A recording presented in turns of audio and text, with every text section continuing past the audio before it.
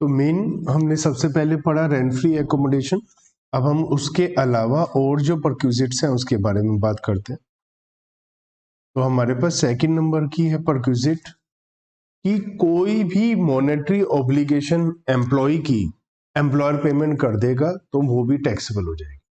देखिए जनरली ये बोला जाता है परक्विजिट का मतलब क्या होता है। परक्विजिट का मतलब होता है कि जो कैश में बेनिफिट मिलता है एम्प्लॉय को, नॉन कैश बेनिफिट मिलता है। लेकिन ऐसा नहीं है कि केवल नॉन कैश बेनिफिट ही लेते हैं। मैंने आपको बताया भी था कि कैश बेनिफिट भी परक्विजिट हो सकता है। फर्क क्या है कि अमाउंट फिक्स नहीं होती है। भाई अगर आपको कहा जाए 5,000 रुपए पर मंथ दिए जाएंगे तो वो अलाउंस है। अगर ये बोला जाए स्कूल में बच्चों की जो फीस है वो दी जाएगी तो ये परक्विजिट है। अगर ये बोला जाए आपके घर का बिजली का किराया बिल दिया जाएगा तो ये परक्विजिट है, क्योंकि फिक्स्ड अमाउंट नहीं है। क्या वो दे रहा है कैश में? हो सकता है आपको कैश दे दे कि भैया अपने बिजली के बिल की पेमेंट कर दो, तो भी वो परक्विजिट होगा, क्योंकि वो फिक्स्ड अमाउंट नहीं है, पहले से डिसाइडेड नहीं है। As stated earlier, wherever any monetary obligation of employee is discharged by the employer, which otherwise would have been payable by the employee, it is considered as a perquisite. अब ये कैसे पता चलेगा? इसी सिंपल ये समझिए, any obligation of employee paid by employer. कैसे? Suppose आप अपने मकान में रहते हैं तो इलेक्ट्रिसिटी बिल आपके नाम पर आएगा, ये आपकी जिम्मेदारी बनती है पेमेंट करना। तो अगर आपके बिजली का बिल आपका एम्प्लॉयर दे रहा है तो ये सेकंड पॉइंट में आ जाएगा, ठीक है ना। लेकिन अगर इलेक्ट्रिसिटी बिल एम्प्लॉयर के नाम का है, एम्प्लॉयर के नाम पर बिजली का कनेक्शन है और वो पेमेंट कर रहा है, तो वो टैक्सेबल होगा, लेकिन वो यहां टैक्सेबल नहीं होगा, इस पॉइंट में टैक्सेबल नहीं होगा, क्योंकि ये पॉइंट है obligation of employ paid by employer. अगर एम्प्लॉयर के नाम का ही बिजली का कनेक्शन है, इलेक्ट्रिसिटी बिल एम्प्लॉयर के नाम पर आता है, तो ये एम्प्लॉयर की ड्यूटी है पेमेंट करना, ना कि एम्प्लॉय की। यहां पर लिखा है एम्प्लॉय की ऑब्लिगेशन की पेमेंट अगर एम्प्लॉयर करेगा तो वो टैक्सेबल होगा। यहाँ वो भी टैक्सेबल होगा, लेकिन वो इस पॉइंट में टैक्सेबल नहीं होगा। तो ये टैक्सेबल है ऑल एम्प्लॉइज के लिए। हम कौन सी परक्विजिट पढ़ रहे हैं? Which are taxable for all types of employ. तो गैस, इलेक्ट्रिसिटी, वाटर, अगर gas, electricity, water bill employer दे रहा है लेकिन कनेक्शन किसके नाम है? एम्प्लॉय के नाम पर, तो वो सबके लिए टैक्सेबल है। एक हमने हेडिंग पढ़ी थी perquisite taxable for specified employees, उसमें आएगा अगर कनेक्शन एम्प्लॉयर के नाम पर है तो वो केवल स्पेसिफाइड एम्प्लॉइज के लिए टैक्सेबल होगी। कनेक्शन एम्प्लॉय के नाम पर है तो सबके लिए टैक्सेबल। स्पेसिफाइड एम्प्लॉय क्या होते हैं वो अभी हम बाद में सीखेंगे, लेकिन उसमें थोड़े से एम्प्लॉय कम हो जाते हैं। ये तो ऑल एम्प्लॉयज है। तो एक तरीके से क्या है कि अगर कोई भी ऐसा खर्चा जो एम्प्लॉय को करना चाहिए, एम्प्लॉयर कर रहा है पर्सनल खर्चा, वो सबके लिए टैक्सेबल है, और जितना पेमेंट करेगा उतना टैक्सेबल है। बहुत सिंपल। अब वॉचमैन है, उसकी पेमेंट करी, चिल्ड्रन के एजुकेशन का खर्चा पेमेंट करा, इनकम टैक्स, प्रोफेशनल टैक्स दिया, कोई खर्चा है कार का वो दिया, कोई भी जो भी, मतलब ये मानकर चलो एम्प्लॉय गया शॉपिंग करने के लिए, 10,000 का बिल है, एम्प्लॉय को पेमेंट करना चाहिए, एम्प्लॉयर ने कर दिया तो टैक्सेबल हो जाएगा। सिंपल सी बात। तो कोई भी खर्चा, मॉनेटरी ऑब्लिगेशन जो एम्प्लॉय को पेमेंट करना चाहिए, एम्प्लॉयर ने दे दिया तो वो टैक्सेबल हो जाएगा, सबके लिए टैक्सेबल। अब हम बात करते हैं लाइफ इंश्योरेंस प्रीमियम की। अब लाइफ इंश्योरेंस प्रीमियम एम्प्लॉय का है तो एम्प्लॉय की ड्यूटी बनती है, तो वो तो सेकंड पॉइंट में कवर हो जाना चाहिए था, लेकिन वो थर्ड पॉइंट में इसलिए कवर किया क्योंकि यहां पर लिखा है डिस्चार्ज बाय द एम्प्लॉयर, मतलब एक्चुअल पेमेंट बेसिस पर, जब पेमेंट हो जाएगी तो ही टैक्सेबल होगा। थर्ड पॉइंट में लिखा है पेड और पेबल, पेड और पेबल, तो थर्ड पॉइंट में क्या है कि ड्यू बेसिस पर टैक्सेबल होगा, तो इसलिए थर्ड पॉइंट को अलग कर। इसका मतलब अगर लाइफ इंश्योरेंस प्रीमियम की पेमेंट एम्प्लॉयर कहता है कि मैं पेमेंट कर दूंगा, तो ड्यू बेसिस पर टैक्सेबल होना शुरू हो जाएगा, जबकि और ऑब्लिगेशन की जो पेमेंट होगी वो कैश बेसिस पर, कि एम्प्लॉयर जब पेमेंट करेगा तभी टैक्सेबल होगा, और ये ड्यू बेसिस पर टैक्सेबल हो जाएगा। बात वैसे एक ही है। एम्प्लॉयर ने एम्प्लॉय को शेयर्स इशू कर दिए फ्री में या सस्ते में, तो एम्प्लॉय का फायदा तो हुआ ना, तो जितना फायदा हुआ वो उसकी इनकम मानी जाएगी। अगर शेयर या सिक्योरिटी एम्प्लॉय ने एम्प्लॉय को दिए हैं फ्री में या सस्ते में तो वो टैक्सेबल हो जाएगा। अगर लिस्टेड इक्विटी है, मान लिया शेयर मार्केट में लिस्टेड है, उसका शेयर प्राइस आपको बड़े आराम से पता चल जाएगा। तो perquisite value listed share sweat equity share बोलते हैं, जो पसीने के बदले में मिले हैं अपने एम्प्लॉय को, जो फ्री है सस्ते में दिया है। तो हम देखेंगे कि आज मिले तो आज का ओपनिंग क्लोजिंग का एवरेज रेट क्या है, उस रेट के हिसाब से आपको दे दिया जाएगा। सपोज आपको 100 शेयर मिले, आज मार्केट वैल्यू 30 है, तो 3000 के शेयर मिले, फ्री में मिले तो टैक्सेबल हो जाएंगे 3000। अगर आपसे 1000 रुपए लिए हैं तो 2000 टैक्सेबल हो जाएगा। सिंपल, तो बहुत सिंपल है, जो आपका फायदा हुआ वो आपके लिए टैक्सेबल है।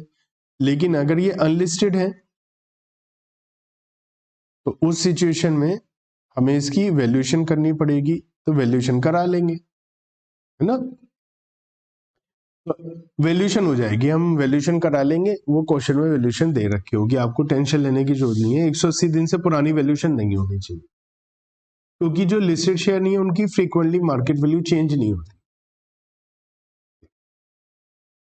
एम्प्लॉयर आपके सुपर एनुएशन फंड में पैसा जमा कराता है तो ये भी टैक्सेबल होता है, ये हम पहले पीएफ के समय भी पढ़ चुके हैं। अगर 1,50,000 रुपए से ज्यादा का पैसा जमा कराया है तो वो टैक्सेबल हो जाए, ठीक है। थोड़ा इंपॉर्टेंट पॉइंट है अब जो आया ज्यादा, वो है इंटरेस्ट फ्री या कंसेशन लोन दिया है आपको एम्प्लॉय को या एम्प्लॉय के फैमिली मेंबर को। अच्छा देखो, एक अगर आपने एक बात समझ ली तो सारी प्रॉब्लम दूर है। क्या है कि एम्प्लॉय एम्प्लॉय को जो सैलरी देता है उसका नाम सैलरी के अलावा भी बहुत कुछ हो सकता है। ये ना केवल कैश में मिल सकता है, इसके अलावा फैसिलिटी भी मिल सकती है। अगर income tax department in facilities को भी इंक्लूड नहीं करेगा तो पता क्या होगा, आपकी 10 लाख रुपए की सैलरी है, आप दिखाओगे सैलरी 10,000 रुपए की है और 9,90,000 रुपए का आपका बेनिफिट मिल रहा है आपको, आप ये दिखाओगे और टैक्स गवर्नमेंट को कुछ भी। तो गवर्नमेंट ने कहा नाम जो मर्जी दो, अगर कोई भी एम्प्लॉयर से एम्प्लॉय को बेनिफिट जा रहा है, बेनिफिट कौन सा, पर्सनल बेनिफिट, कोई भी पर्सनल बेनिफिट जाएगा एम्प्लॉयर से एम्प्लॉय को, हम तो उसे सैलरी मानेंगे जी, चाहे उसका नाम परक्यूजिट बोले चाहे उसका नाम अलाउंसेस बोले। अब एक बात बताओ, एम्प्लॉयर एम्प्लॉय को लोन दे रहा है और फ्री में दे रहा है, मतलब इंटरेस्ट चार्ज नहीं कर रहा, तो एम्प्लॉय को इंटरेस्ट का फायदा तो हो रहा है, तो जो इंटरेस्ट का फायदा हो रहा है वो इंटरेस्ट टैक्सेबल हो जाएगा। भाई अगर आप किसी को लोन देते हो तो बदले में ब्याज लेते हो, इंटरेस्ट लेते हो। अगर आप इंटरेस्ट नहीं लेते हो तो जिसको आपने लोन दिया उसे इंटरेस्ट का फायदा हो रहा है, वो इंटरेस्ट क्या है, सैलरी मानी जाएगी। वरना लोग पता क्या करते थे पहले, ये नहीं था तो मान लीजिए मेरी 1 साल की सैलरी 10 लाख है, तो मैं एम्प्लॉयर से कहता था मुझे 10 लाख का लोन दिखा दो, ब्याज मैं दूंगा नहीं, वापस भी नहीं दूंगा, चलता रहना, क्या दिक्कत। तो वो सैलरी लेता रहता था, दिखाता था लोन, टैक्स देते नहीं थे, तो इन्होंने कहा नहीं हम टैक्स लगाएं। जो इंटरेस्ट है जो आपका फायदा है, क्योंकि जेन्युइनली भी हो सकता है ना कोई लोन ले अपने एम्प्लॉयर से, और पता बहुत सारे एम्प्लॉयर फ्री ऑफ इंटरेस्ट अपने एम्प्लॉय को लोन देते हैं। उसका फायदा क्या होता है, एम्प्लॉय ने एम्प्लॉय को 5 लाख का लोन दे दिया, उससे कहा इंटरेस्ट मत देना। अब जब भी एम्प्लॉय ये जॉब छोड़ेगा पहले उसे 5 लाख वापस देने पड़ेंगे, और वो होंगे नहीं आराम से तो जॉब भी नहीं छोड़ेगा वो, तो इसलिए भी ये फैसिलिटी दी जाती। तो अब दिक्कत क्या है कि अब इंटरेस्ट कितना चार्ज किया जाए, क्योंकि इंटरेस्ट हर लोन का अलग होता है और इंटरेस्ट रेट फ्रीक्वेंटली चेंज होते रहते हैं। तो इनकम टैक्स डिपार्टमेंट ने कहा कि आपको जिस प्रीवियस ईयर की आप इनकम निकाल रहे हो उस प्रीवियस ईयर के पहले दिन 1 अप्रैल को आपको जिस टाइप का लोन मिला है, आप ये देखो स्टेट बैंक ऑफ इंडिया, क्योंकि बहुत बड़ा बैंक है, स्टेट बैंक ऑफ इंडिया उस टाइप के लोन का, उस टाइप की अमाउंट के लिए जो रेट ऑफ इंटरेस्ट चार्ज करता है, वही हम आपके लिए इनकम माने, एज्यूमिंग कि लोन फ्री में मिला आपको। अगर सपोज आपने 1 लाख का लोन लिया, 1 लाख का, और एसबीआई उस पर 10% का इंटरेस्ट चार्ज करता है, तो आपका 10,000 का फायदा हो गया, वो 10,000 टैक्सेबल हो जाएगा। लेकिन क्वेश्चन में बोला है कि आपने अपने एम्प्लॉयर को 2,000 रुपए का ब्याज दिया, तो आपका फायदा 8,000 हो जाएगा। आपने 5,000 का ब्याज दिया तो 10,000 में 5,000 का हो जाएगा। आपने 8,000 का इंटरेस्ट दिया तो 2,000 टैक्सेबल होंगे। अगर आपने पूरा 10,000 दिया है तो 0 टैक्सेबल। आपने 12,000 दिया है, 0 टैक्सेबल। क्यों हो सकता है कि भैया आपको बैंक से लोन मिल नहीं रहा, आपने एम्प्लॉयर से कहा, एम्प्लॉयर ने महंगा लोन दिया आपको, तो आपका वहां बेनिफिट तो कुछ है नहीं ना, लॉस भी नहीं है, 0 हो जाएगा, टैक्सेबल नहीं होगा बस। तो क्या होगा, वैल्यूएशन कैसे होगी? वैल्यूएशन होगी जो भी लोन का अमाउंट है, जो भी लोन का अमाउंट है उस पर जो भी rate of interest state bank of India लगाता है साल के पहले दिन, वो वाला अमाउंट आपके लिए टैक्सेबल हो जाएगा।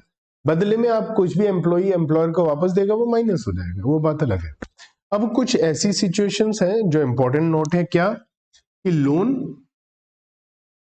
सपोज आप है ना, क्या होता है ज्यादातर एम्प्लॉय से पैसा हम वापस कैसे लेते हैं, इंस्टॉलमेंट।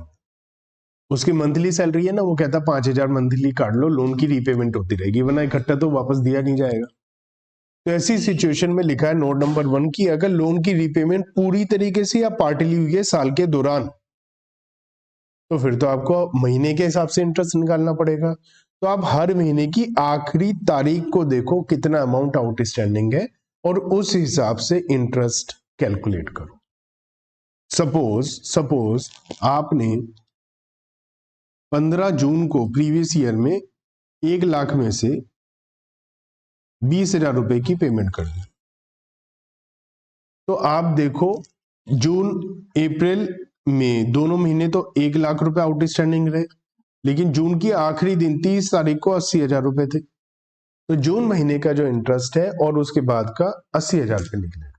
अगर जून के बाद किसी और महीने में भी दे रहे हैं या हर महीने दे रहे हैं, तो हर महीने का अलग अलग हिसाब रखो, हर महीने की आखिरी तारीख को देखा जाएगा।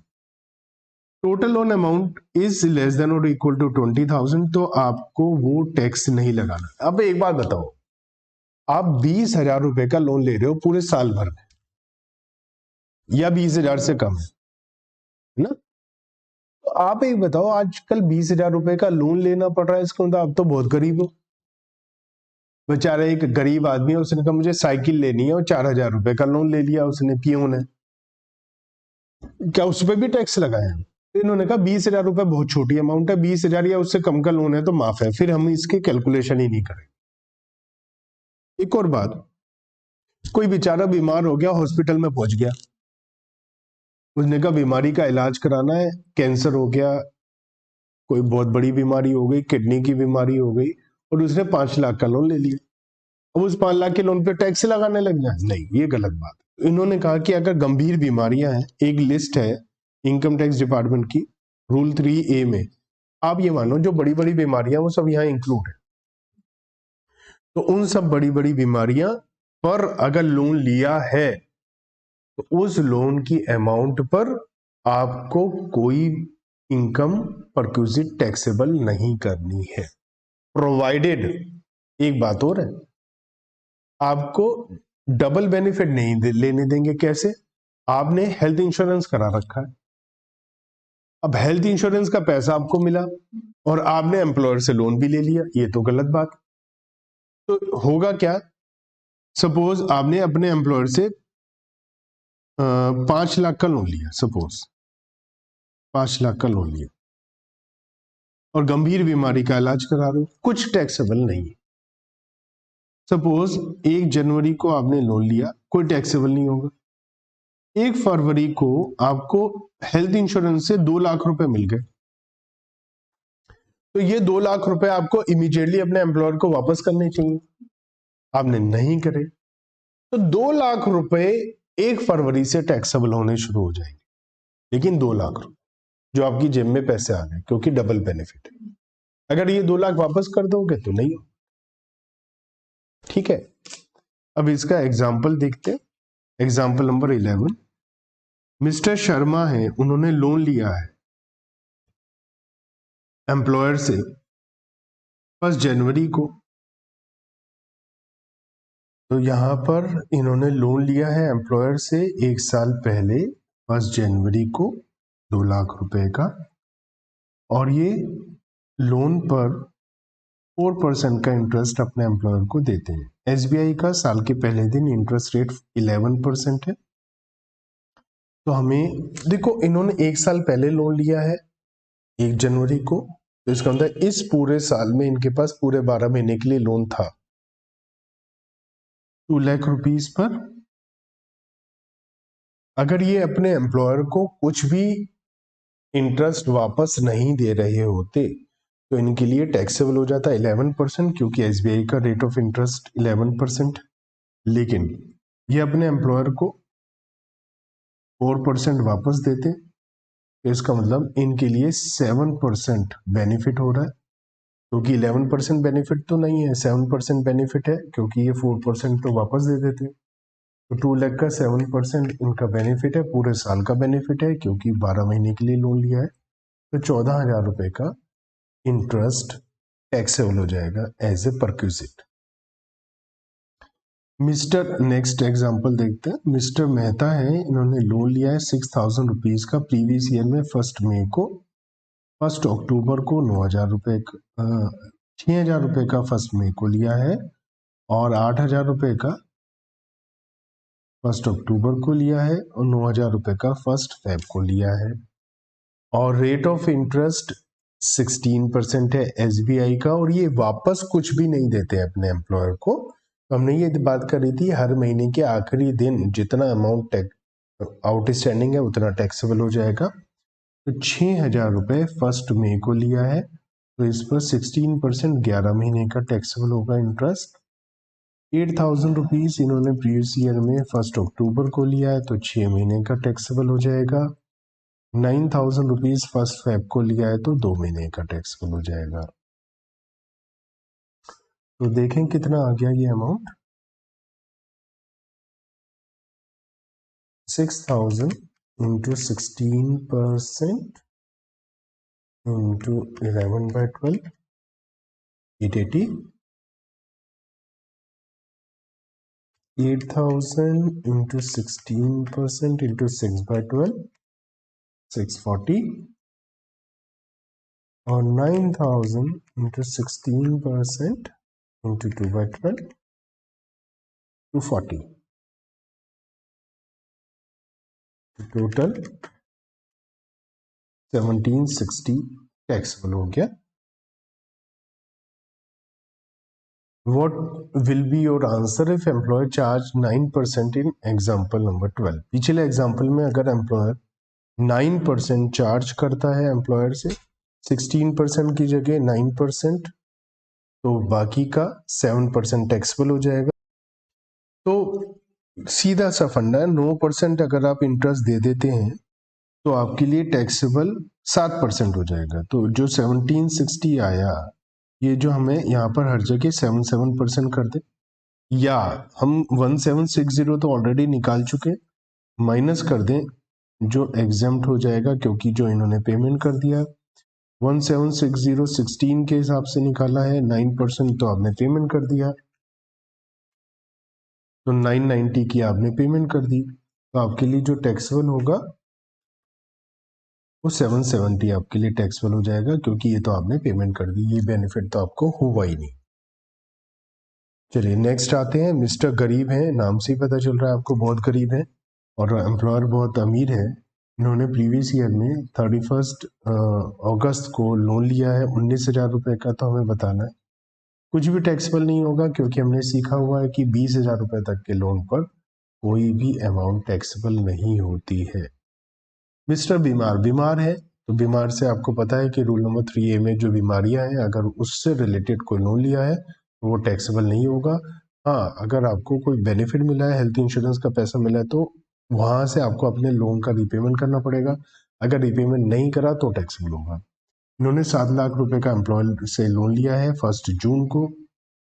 स्पेसिफाइड डिसीजेस के लिए एसबीआई का रेट है 16%। कुछ भी टैक्सेबल नहीं होगा क्योंकि बीमारी के इलाज के लिए बेचारे ने लोन लिया है।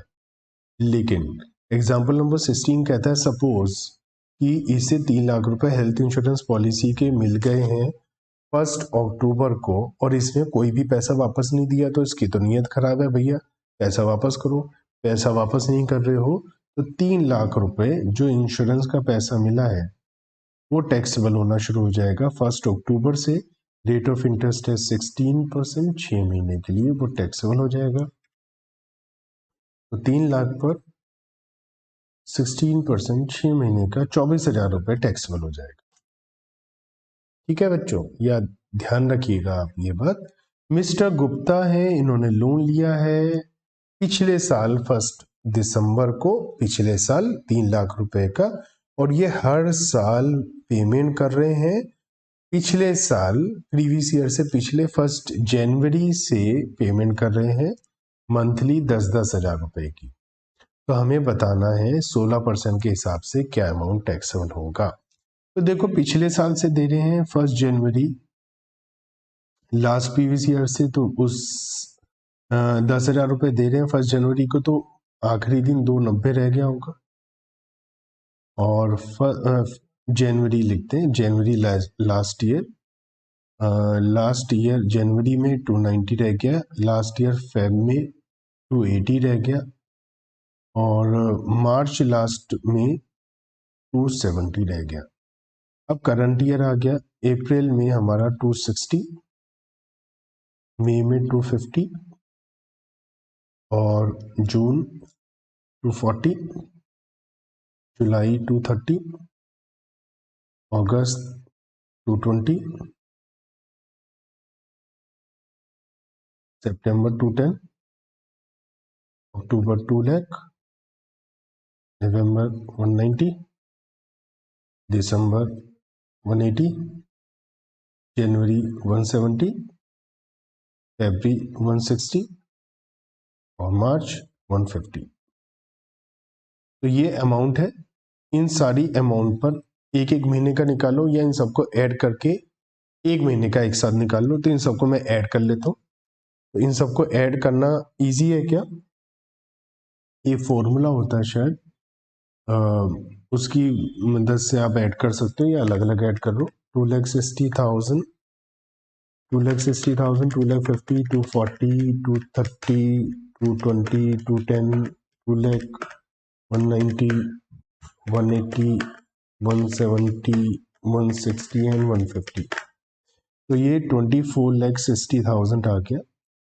इस पर 16% 1 मंथ का, क्योंकि एक एक महीने की सारी वैल्यूज को मैंने ऐड करा है,